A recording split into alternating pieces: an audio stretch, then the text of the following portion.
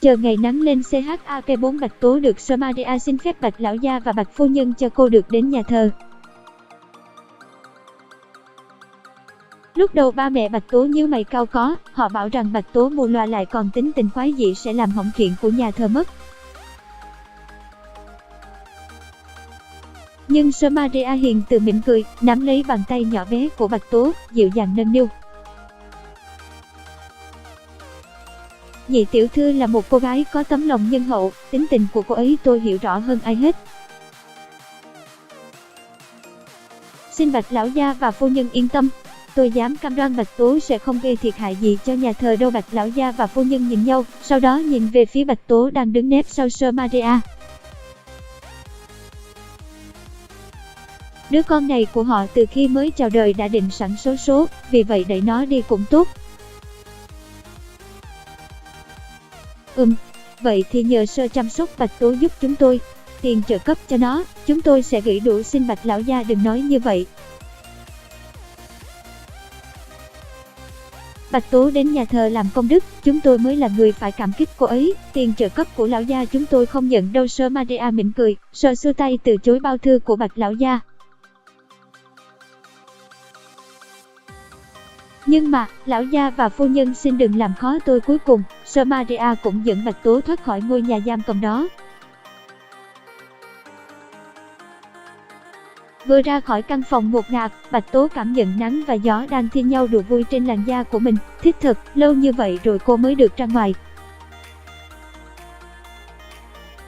Mà còn đến nhà thờ nữa chứ, nơi có Chúa, nơi có những thiên thần.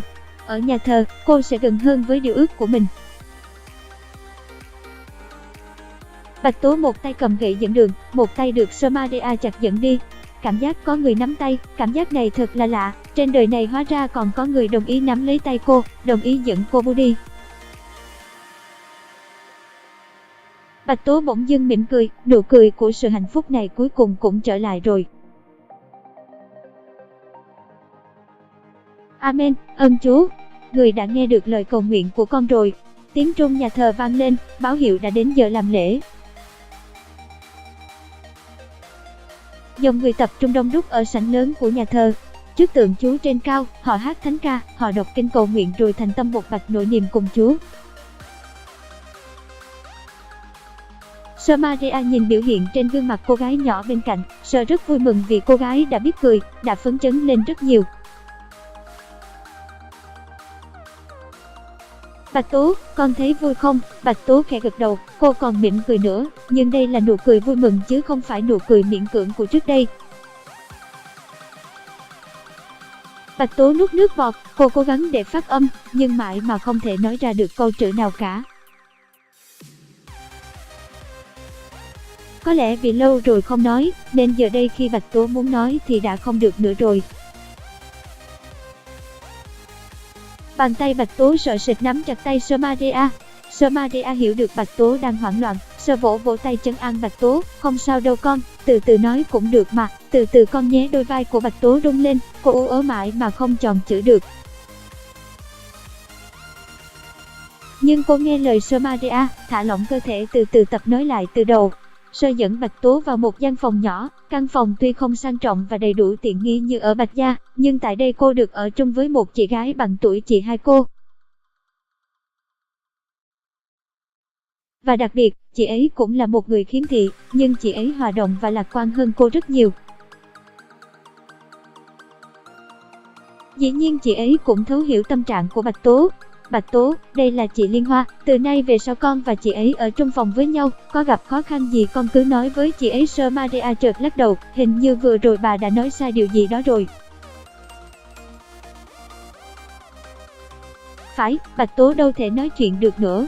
Liên Hoa gật đầu, chị ấy đã được Somalia nói rất nhiều điều về Bạch Tố, cho nên bệnh tình của cô gái này, Liên Hoa cũng biết rõ. Em không nói được cũng không sao, chị sẽ hướng dẫn cho em từ lúc đầu nhé. Đây là phòng tắm và bồn nước, đây là giường ngủ, có cả một cái bàn nhỏ bên cạnh. Hi hi, phòng không có nhà bếp, vì chúng ta sẽ tập trung ăn uống ở phòng ăn của nhà thờ. Giờ ăn sáng sẽ là sau khi đọc kinh thánh, ăn trưa là 12 giờ và bữa ăn chiều là vào lúc 6 giờ sau khi tang lễ. Bạch Tố à, chị sẽ nhắc em không cần phải lo đâu nhé. À mà em có tên mới chưa, nãy giờ mải mê hướng dẫn mà Liên Hoa quên mất chuyện này. Bởi vì những tu nữ khi vào đây thì sẽ được sơ đặt cho tên mới. Tên gọi đó sẽ theo họ cho đến suốt cuộc đời ở nhà thờ. Bạch Tố, sau này con sẽ có tên là Christina nhé. Sơ Maria vuốt mái tóc đen dài của Bạch Tố. Bạch Tố nhanh nhảu gật đầu, từ nay về sau cô sẽ là Christina, cô sẽ là một thành viên của nhà thờ. Đợi đến năm cô tròn 18 tuổi, cô sẽ đi tu. Cô sẽ như Sơ Maria, giúp đỡ và truyền đạo cho tất cả mọi người. Cái tên Bạch Tố từ nay cô sẽ quên, sẽ xóa sạch ký ức về Bạch Gia ở trong tâm trí.